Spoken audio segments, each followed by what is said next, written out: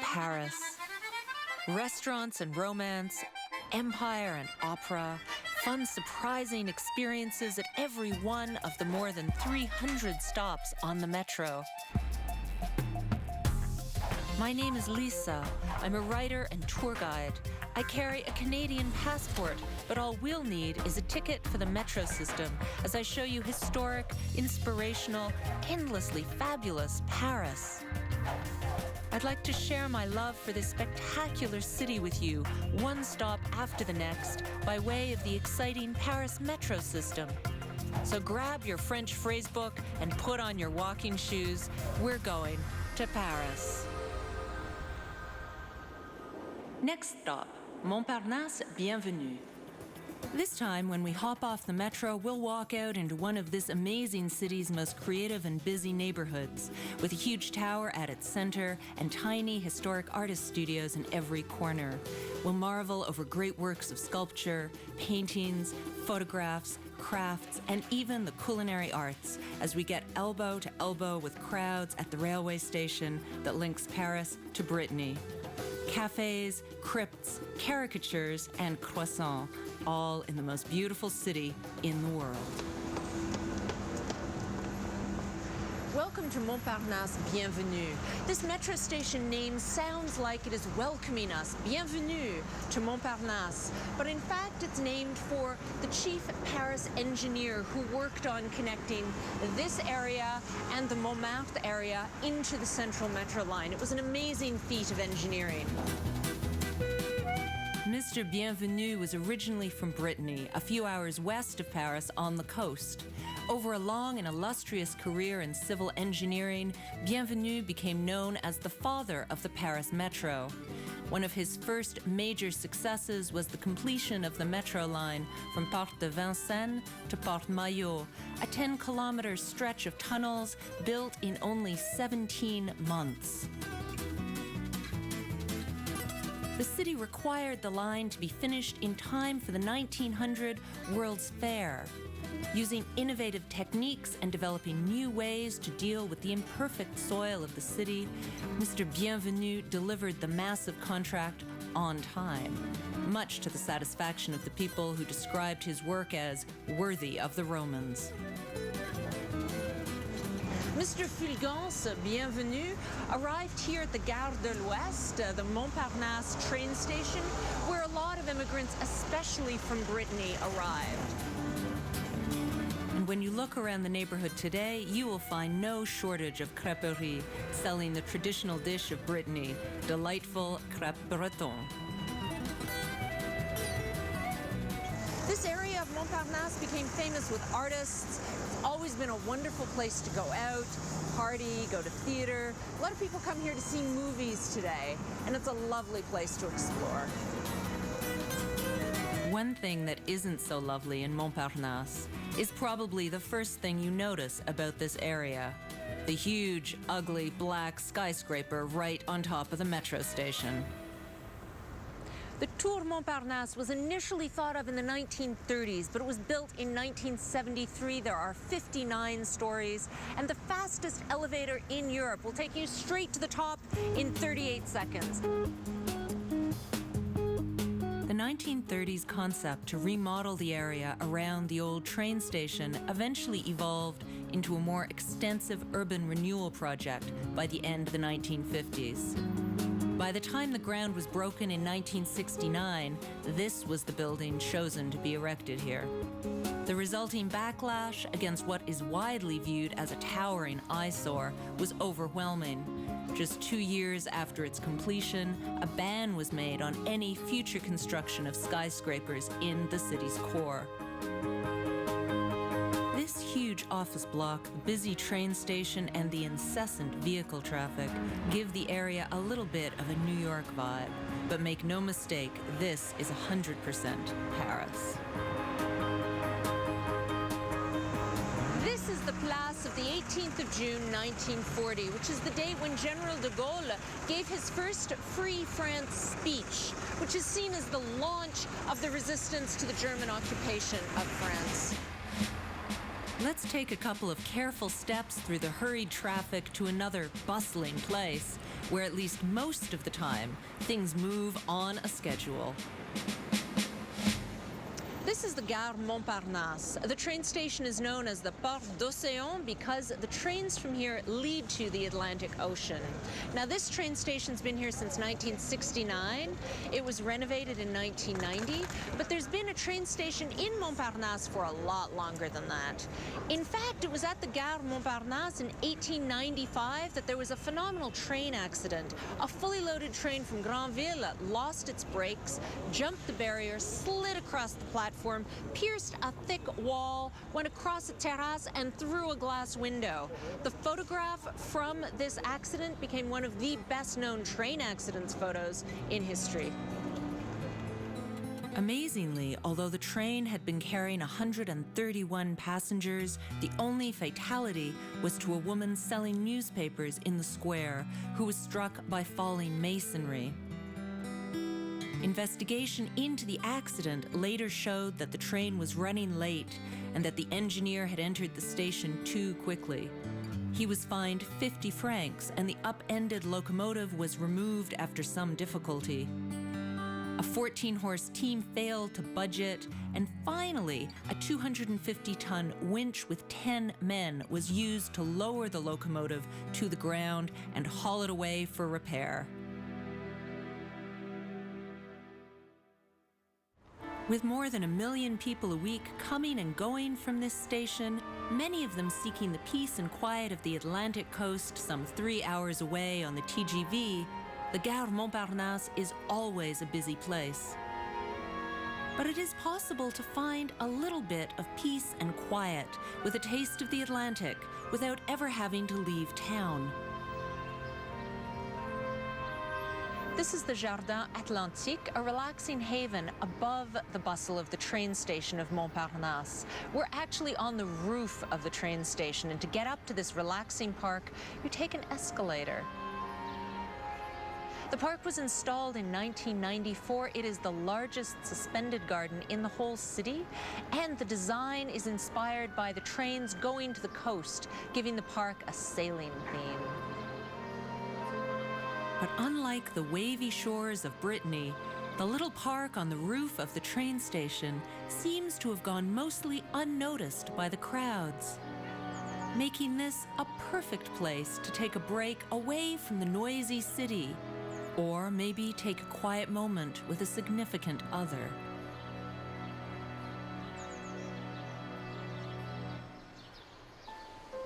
This quiet spot suspended just above the constant activity of the train station is also a good place for a moment of quiet reflection on some of the most trying days in the history of the City of Light. This is the Musée Jean Moulin. It's a memorial to the liberation of Paris and to General Leclerc, who oversaw the operation of freeing the city of Paris in 1944. Inaugurated in 1994, the 50th anniversary of the liberation, the museum and memorial face the Jardin Atlantique, which opened the same year. The memorial focuses on France of the Second World War and the dark years of occupation.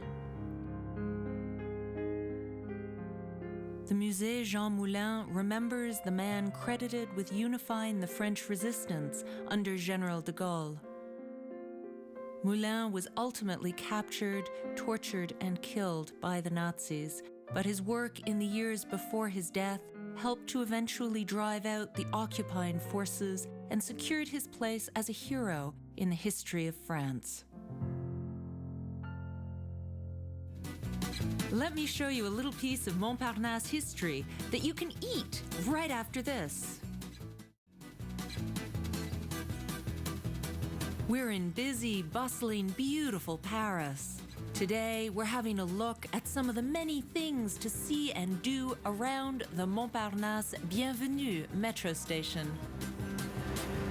The Montparnasse area takes its name from a tiny bump of a hill that was here in the 17th century, before the city grew to encompass what was once still part of the countryside.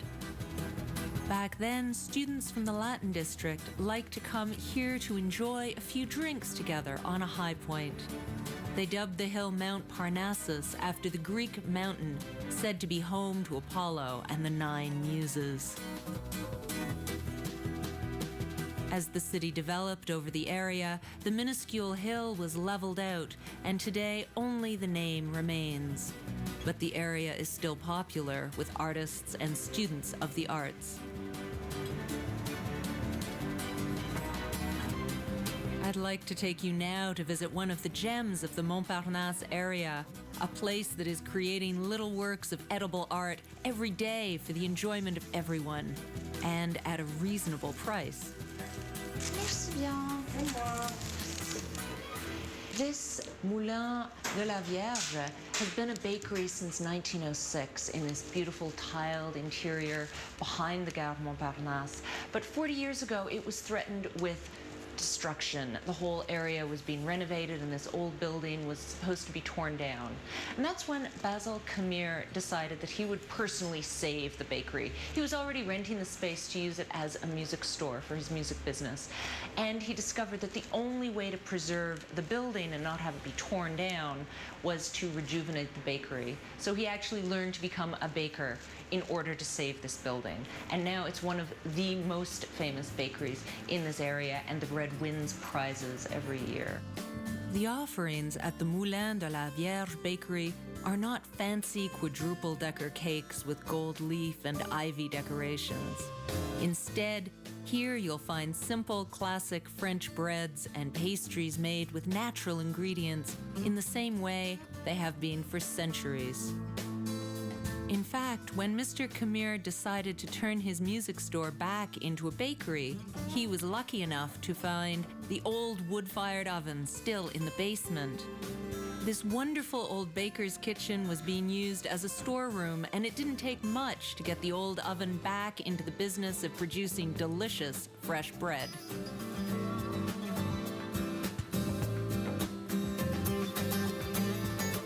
You won't find huge automated bread-making machines here. Just a pair of strong and skilled hands doing what they've done over and over again, creating delicious traditional French bread and pastries.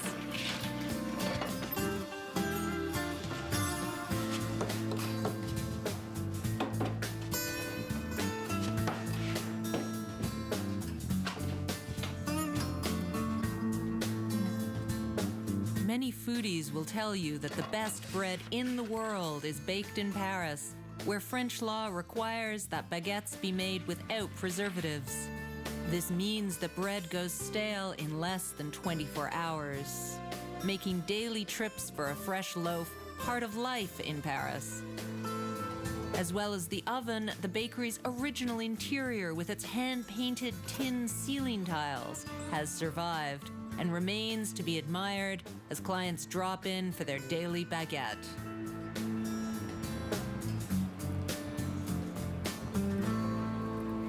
If you're feeling like a little walk after your chocolate croissant, or if you're struck with a sudden need to confess, I have a spot about 5 blocks from the bakery that will be just the ticket. This is Notre-Dame du Travail, which was built in 1901 for the workers of this area. Now, the construction crews from here worked on building exhibition halls and scaffoldings over by the Champ de Mars, Eiffel Tower area for the big exhibitions of the day. And to validate their work and make them feel more comfortable inside the church, the interior is designed like an exhibition hall. The scaffolding is exposed. It's really unusual for a church, and you have to go inside and check it out. Many of the people who came to Paris at the end of the 19th century came seeking construction work as they stepped off the trains in Montparnasse and settled into their new homes. The city was gearing up for the World's Fair, and steel construction was the order of the day. Along with gorgeous steel bridges and monuments like the Eiffel Tower, giant exhibition halls were being built for the fair. The same workers who erected these magnificent structures then came home to Montparnasse at the end of their workday. They came to worship in a church that reflected the ingenuity of their craft. Rather than covering the steel frame with ornate stone and woodwork, Notre-Dame de Travail leaves the building's skeleton on display to honor the memory of the workers who built an amazing city.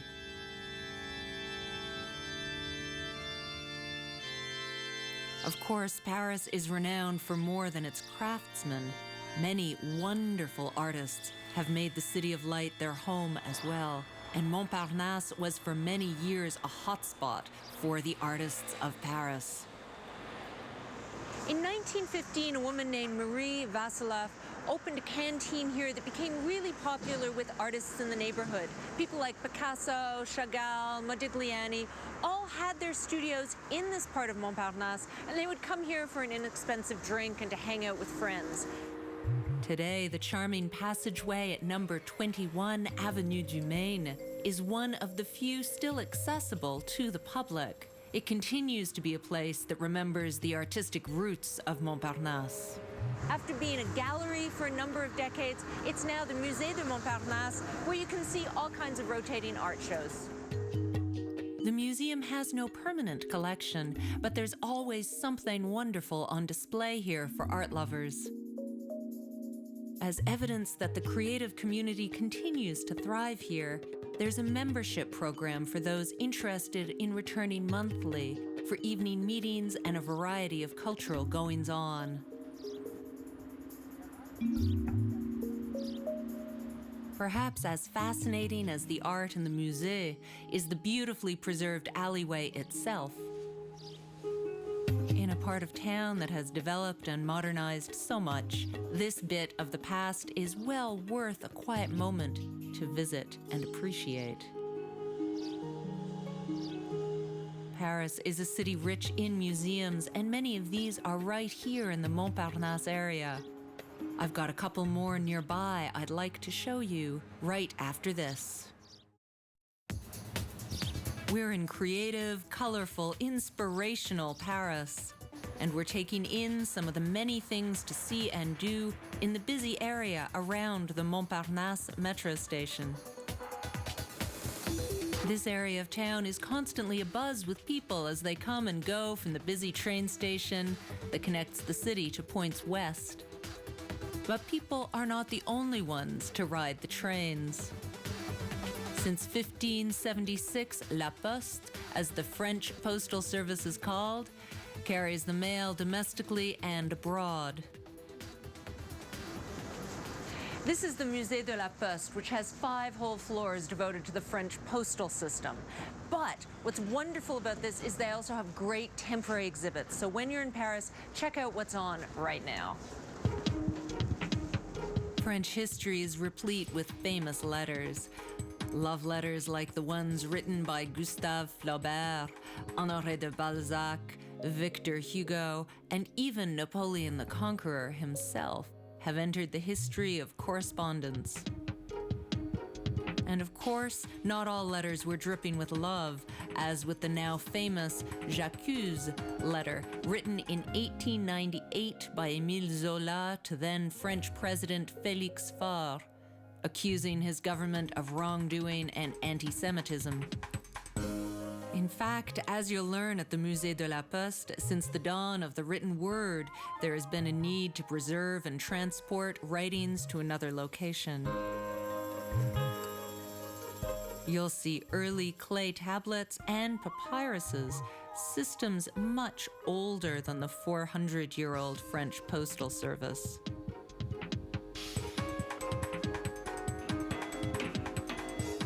Of course, communication today has become more complex than scribbles on paper carried by horseback, trains, and planes. But even before email and the cell phone, there was the semaphore system. Invented by Frenchman Claude Chappe at the end of the 1700s. This system of mechanical flags creates a series of coded shapes which are visually relayed from tower to send a message. The desire to move messages over a great distance helped advance civilization, leading to innovations like the telegraph and semaphore. But the post even helped create the identity of France, like with these early maps at the Musée de la Poste, carefully made so that the mail carriers could find their way across a still evolving France and further east around the Mediterranean.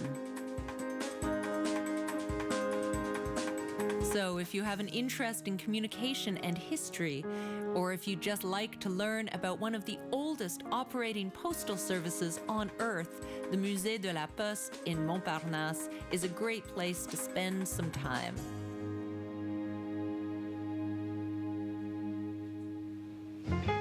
Speaking of museums, there are more than a few in Montparnasse, hardly a surprise given the area's long history of being popular with artists.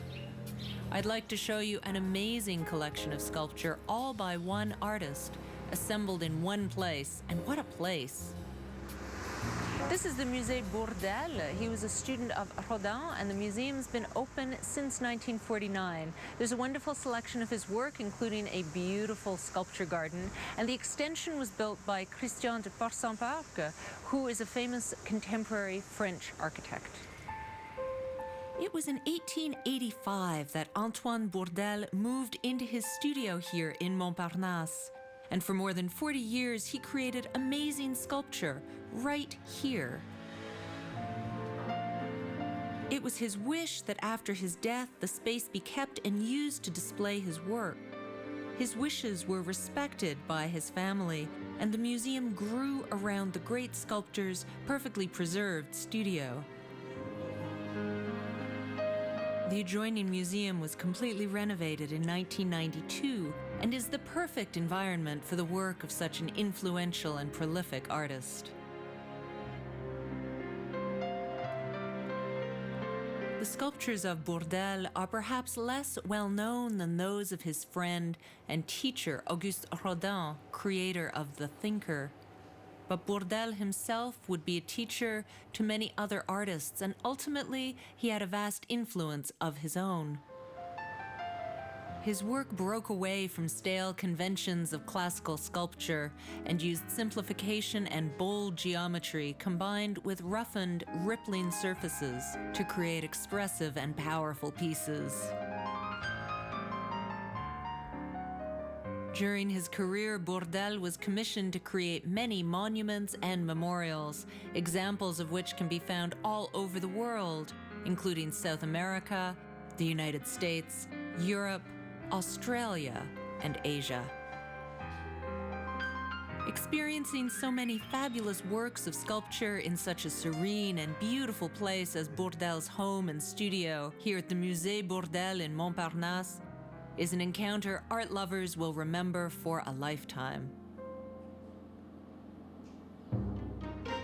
Bringing home an original Bourdelle bronze might shatter your Paris vacation budget, but there's plenty of more affordable art still being created in Montparnasse. Let me show you a little open-air artists market that may have something you'll like. This is the Boulevard Edgar Quinet in the shadow of the Montparnasse Tower.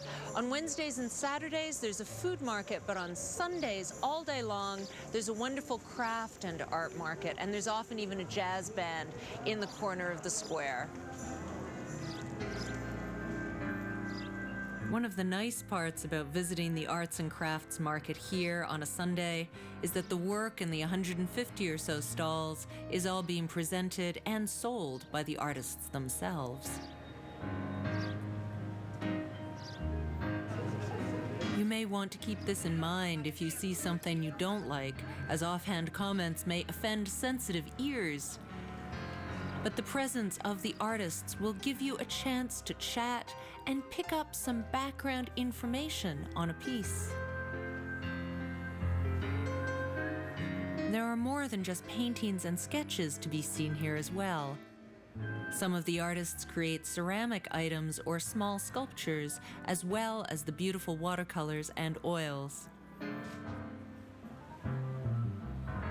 Whether you plan to pick up a souvenir or just stroll through the market to admire the arts and crafts, if you find yourself in Montparnasse on a Sunday, this market on Edgar Quinet is well worth a look. Montparnasse artists are not restricted to the fine arts. There are plenty of Parisians practicing the culinary arts here as well, as I'll show you right after this.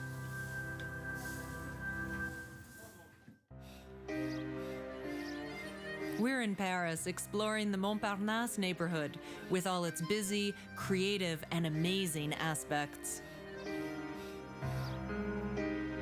The next place I want to show you may not strike you as the cheeriest to visit, but once you get past the creepiness factor, you'll be surprised at what an interesting spot the cemetery can be.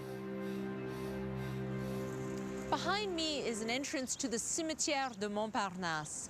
This is the second largest cemetery in Paris, and it opened in 1824.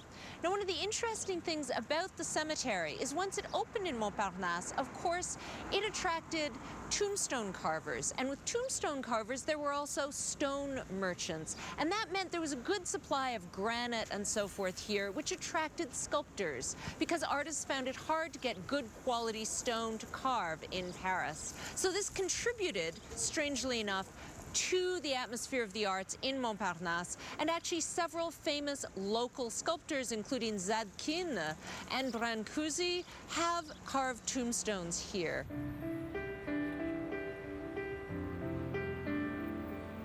Originally, this necropolis was known as the Cimetière du Sud, or the Cemetery of the South, and it's one of three principal Paris cemeteries today. The other two are Père Lachaise and Montmartre. The cemetery is on relatively flat land and laid out in a rough grid, making it easy to find your way around. To help you find specific graves, there are usually guide maps available at the 4 entrances to the cemetery. Some of the more notable grave sites here include Jean-Paul Sartre, Simone de Beauvoir, Charles Baudelaire, Susan Sontag, and architect Charles Garnier. Far from being a frightening experience, a stroll around the Montparnasse cemetery can be an interesting and relaxing way to get away from the constant movement and noise of the busy Paris streets. But if a visit to the dearly departed of Paris has left you feeling a little somber, what better than some shopping to get you back into the swing of things? This is the Rue Raymond Losserand, which is a great local shopping strip here just to the south of Boulevard Montparnasse, which is big and bustling, whereas over here you get much more of a neighborhood feeling, tucked a little bit to the south of the Montparnasse Cemetery. And if you feel like staying in Paris a little longer, there's rental property on the upper floors, although a tiny one-room flat here will set you back well over €1,000 a month. Montparnasse is almost always busy, from the travelers at the train station to shoppers on the boulevards to students rushing off to class. All of this activity has made me work up an appetite. Luckily, I've lined up a visit to a restaurant that serves up a tasty treat that emigrated to Paris from Brittany and has since made a place for itself all over the world, the traditional crêpe breton.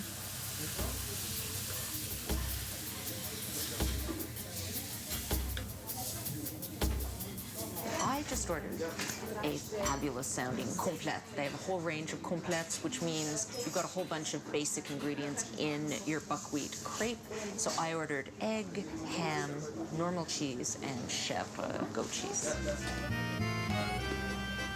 The Breton-style crêpe usually comes in one of 2 forms, the sweet crêpe made with wheat flour and the savory or buckwheat crêpe, like the one the chef is making for me.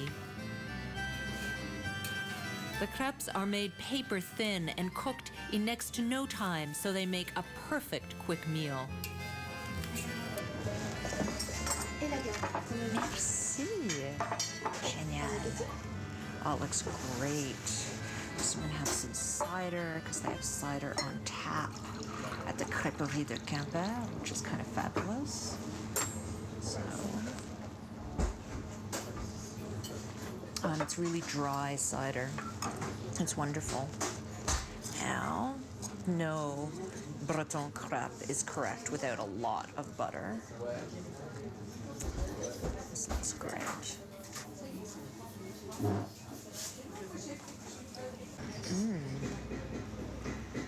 Oh, it's a wonderful one. Really cheesy. That's good.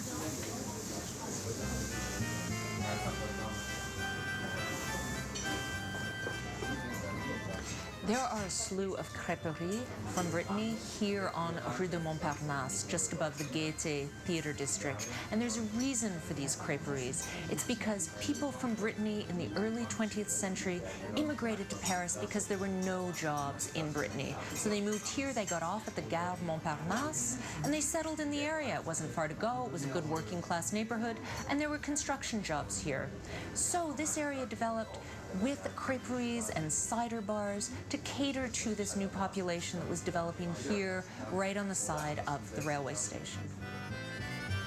And not the least among them, the Crêperie Quimper, where I've stopped for lunch, named for the capital of Brittany. I wasn't planning on having more than the buckwheat crepe, but the delicate, thin, sweet crepes coming off the cooktop look so simply irresistible. I'll just forego the ice cream on top of mine. Merci. Wow, that's great.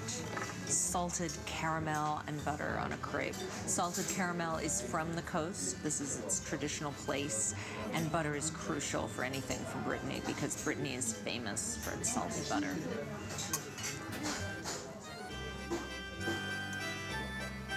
I know, you're probably thinking, really? 2 crêpes? But come on, they're paper thin. And besides, the next spot that I want to show you requires a little bit of walking. This is Place de Catalogne, which is surrounded by buildings by contemporary architect Richard Beaufil, who's famous as a neoclassic architect. Beaufil, who was born in Spain and studied in Switzerland, has designed impressive buildings all over the world. In the early 1980s, he was commissioned to redevelop a large space behind Montparnasse train station.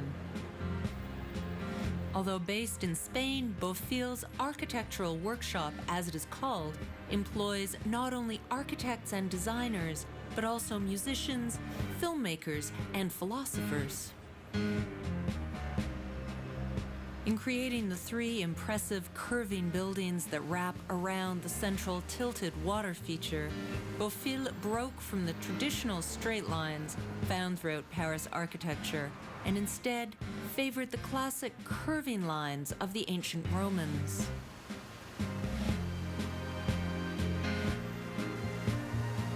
Despite breaking from some Parisian building norms, the 274 apartment complex squeaks under the city's strict limit of 7 floors.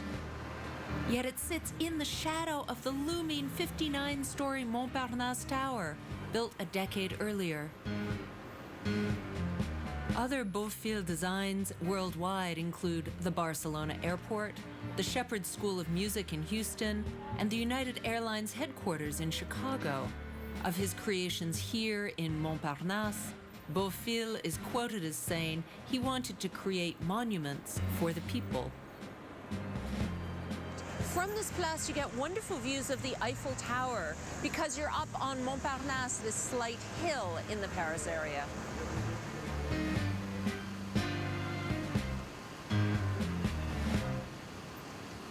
The Montparnasse area has a rich history of artists, both French-born and those who came to Paris and made it their home.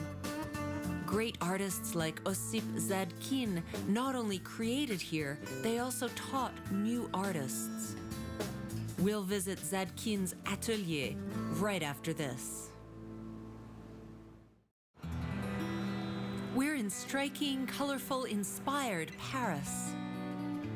Let me take you about 10 minutes walk east of the metro, to the former home and studio of one of Montparnasse's masters.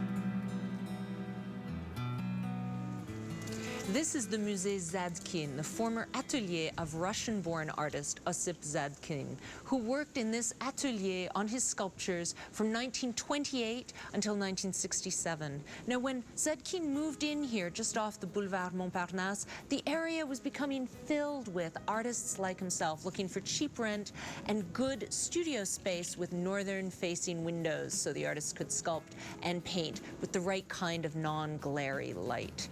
Now, this atelier became a museum after Zadkine's death in 1967. He was really well respected as a teacher to a lot of artists who came to Montparnasse specifically to study with this Cubist artist. It was the generosity of Zadkine's wife, Valentine Prax, who willed that the home she shared with the artist, along with Zadkine's personal collection, be donated to the city of Paris. You can visit the museum, which is open daily except Mondays, and admire the priceless collection at no charge. The museum's collection contains over 300 works, which span the artist's entire career. When he arrived in Paris, the artist became part of the then new and radical Cubist movement, characterized by its combination of multiple viewpoints into a single piece. Later works in the collection show how Zadkine developed his own distinct style, heavily influenced by African art.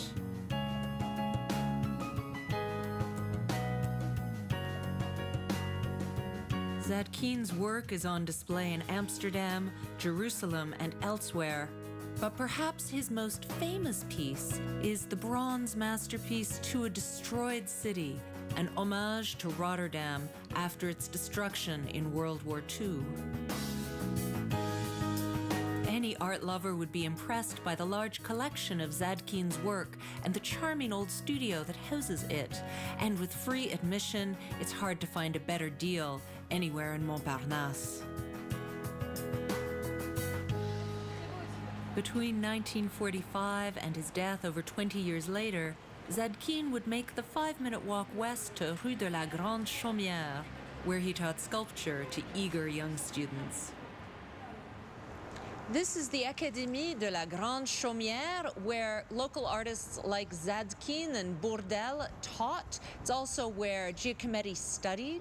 And actually, in the original Académie de la Grande Chaumière, the painting school was just a little higher up the block, and it's where artists like Gauguin, Whistler, and Manet studied painting. The Academy was founded by Swiss artist Martha Stettler.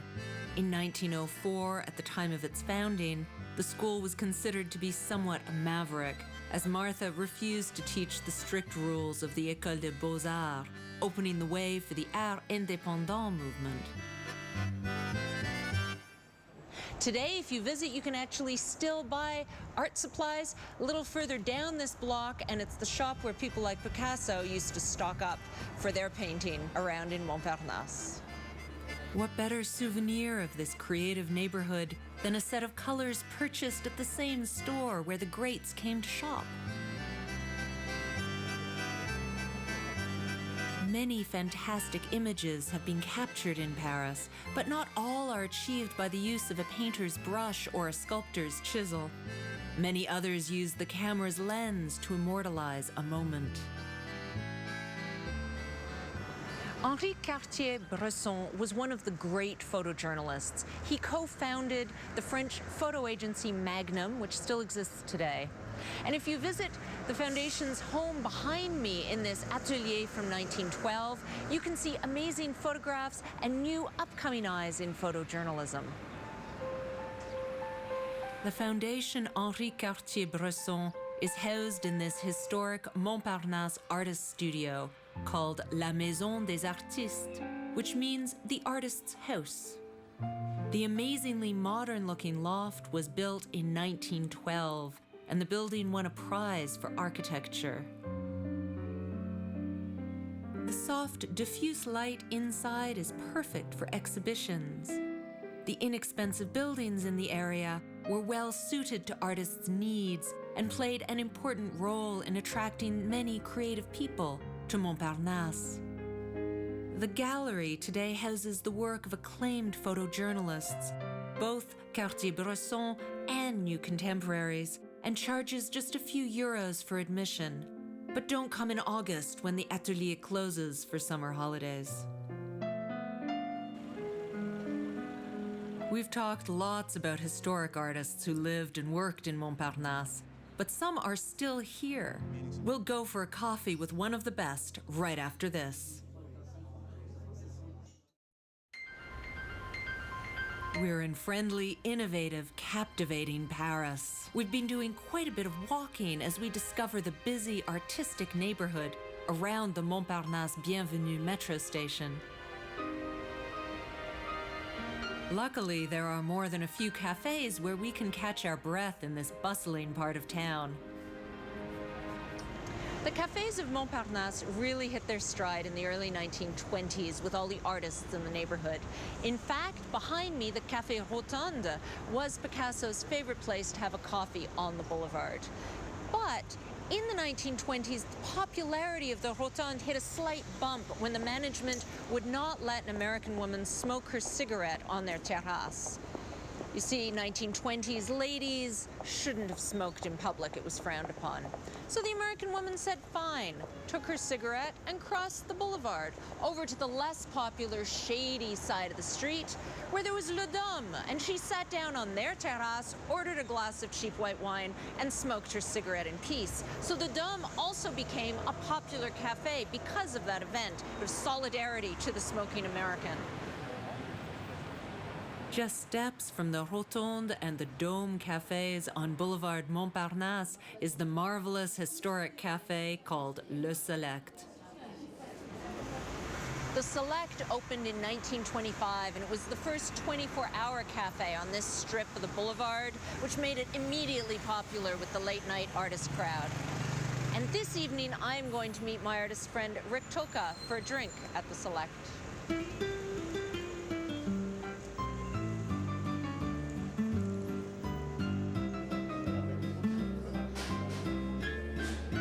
The Select is almost always open any time of day or night, which means that this cafe never has any shortage of interesting characters at the tables sipping wine or coffee in this iconic Paris cafe. In fact, these characters are exactly why Rick likes to hang out here. Hey, Rick. Hi. Hi, nice to see you. Nice to see you. What's going on? Rick is originally a New Yorker, but he's called Paris his home for about 20 years now. He's an extremely talented caricature artist and a regular contributor to Mad magazine, as well as numerous other American and European publications. Rick likes sketching here at Le Select, partly because of the layout. A lot of cafes are set up where the tables face the street. So when you're sitting along the wall here in the back, you get people facing each other, and it's a large enough terrace that, you know, I can draw somebody way down there and that they don't know I'm doing it. So, you know, because I'm always drawing in secret. Nobody knows I'm doing this. The result of Rick's clandestine sketching is a series of delightful caricatures and humorous illustrations that capture all the feeling and expression of the cafe and its myriad of clients. The Select and Rick's drawings unite people from all walks of Parisian life.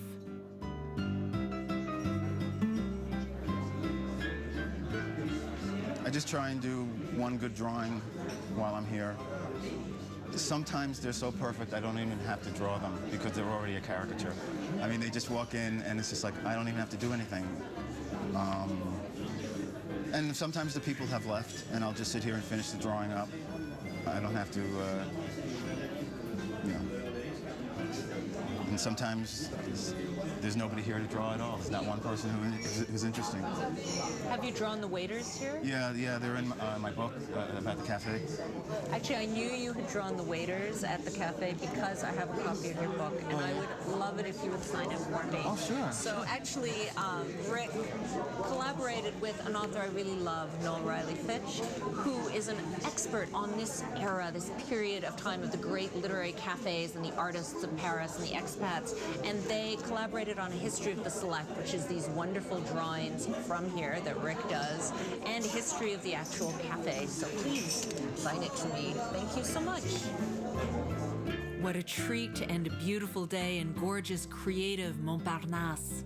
As I enjoy another coffee at the Café Le Select with Rick, I'll thank him for his autograph, and thank you for joining me today as we explored the neighborhood around the metro stop of Montparnasse Bienvenue.